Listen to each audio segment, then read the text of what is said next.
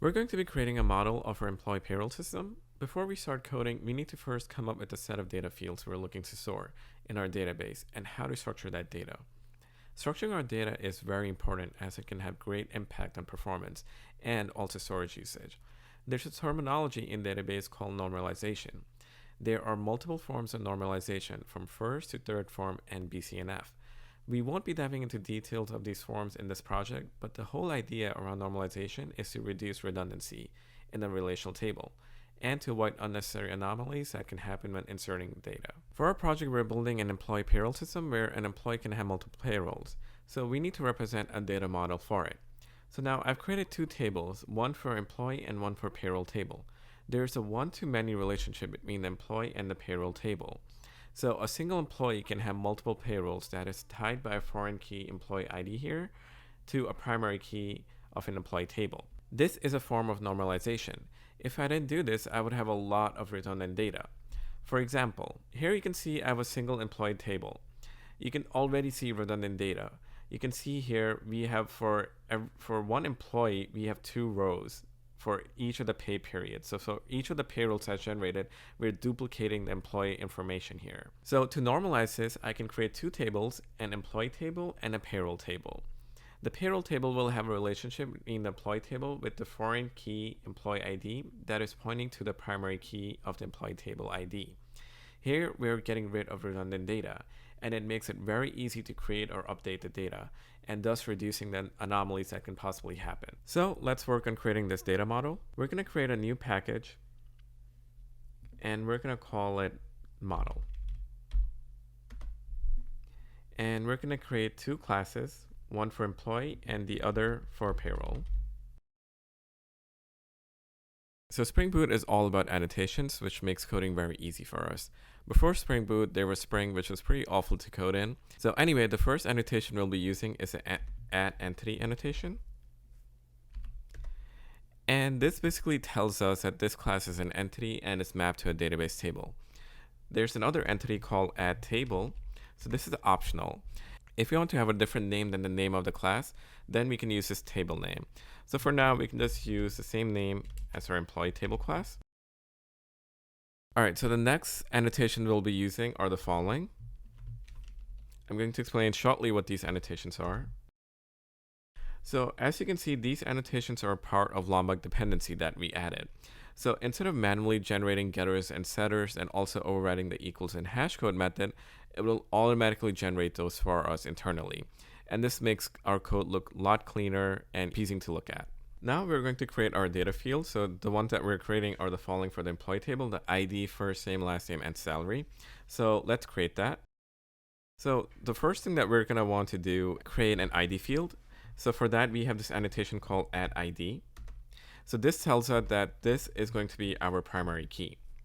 And the generation strategy that we want to use is auto. And basically what this means is every time you insert a record, automatically increment the ID for us. We don't have to manually insert the ID ourselves. And let's call this ID field. The next, we're going to create the columns for us. So the first one is going to be first name. So we're going to call our column first name. And we're going to say, you know what, you have to supply this. It cannot be null. Same thing we're going to do for the last name. And same thing for our last column, which is the salary. So this will be our hourly salary. All right, so our employee data model is done. So now let's move on to the payroll. Again, we're going to do the same thing we did here. So I'm just going to pretty much copy this. And let's call our table payroll with the lowercase p. We're going to generate the primary key for this as well and use the same generation strategy. So now we want to create the following columns. We want the pay period, gross pay, net pay, and we want to link this table. So I'm going to show how to generate this column as well. So for now, let's create these three columns. So for our pay period, we want to make this unique, so we cannot insert a duplicate. So for example, if you already generated a pay period for April 15, we don't want to have another April 15 again. So let's make this column unique. And for now, we're just going to use string instead of using a date type field, just to make it easy for us. Now we want to create a relationship between employee and payroll table. So there can be many payrolls for one employee. This is called a many-to-one relationship. So in this example, you can see here for employee 1 with the employee ID number 1 for John Doe, we have 2 payrolls. And same thing for Jane Doe, we have 2 payrolls as well. So this is called a many-to-one relationship, where there are many payrolls for one employee. So let's do that. So we have this field called, or this annotation, many-to-one. And we're going to say fetch by lazy. I'm going to explain what this is shortly. So we're going to set the fetch type as lazy. By default, it's set to eager if you don't specify. The reason we want to set it as lazy is because we only want to fetch the data when we ask for it, like if we do get payrolls. This makes it very efficient because if employee has a lot of payrolls, we don't want to load all of its payroll together. So lazy is actually a term in programming, meaning fetch or load when asked for it, otherwise don't. And now we're going to do a join on a column. So we're going to join and we're going to call our foreign key employee ID. And we are referencing the ID field in the employee table.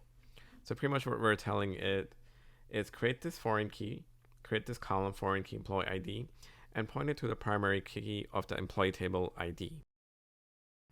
And we are pointing to employee, and let's call this employee as well. Now, if you want to add payroll to the employee, we can do that as well. So now in this case, this is going to be a one-to-many relationship. So for one employee, there can be many payrolls. So we have this one-to-many. And here, first, we're going to specify cascade type. I'm going to explain what this is shortly. And we're going to set it to all. So basically, the reason we're doing this is because if we were to delete an employee that has a relationship with payroll set, meaning it already has a payroll assigned, we won't be able to delete or update that employee. For example, if you want to update the salary or update the name, we won't be able to do that. And if we want to delete the employee, we won't be able to do that as well. So cascade type all allows us to update the employee entity even if it has a relationship set up with the payroll. Next, we're going to do a map. So we're going to map it by employee.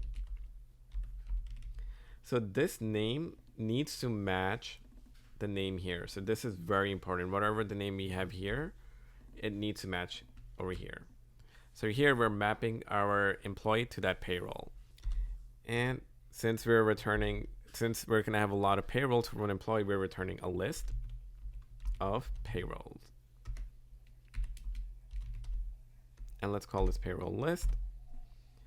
And let's import this list as well. Okay, so our data model is set up for employee and payroll. So one thing I want to note here is that we have this column with the name field. So this part is optional. We don't need to specify this. If you don't specify this, it's going to use the naming convention over here, which is camel case. And ideally in databases, the naming convention of columns are usually underscore. So that's the reason I specified the name here. Next, we're going to test this out and see if I should create the tables and the columns in the databases. So we're using 2 of them. We're using H2 in memory database and MySQL. We're going to test both of them out.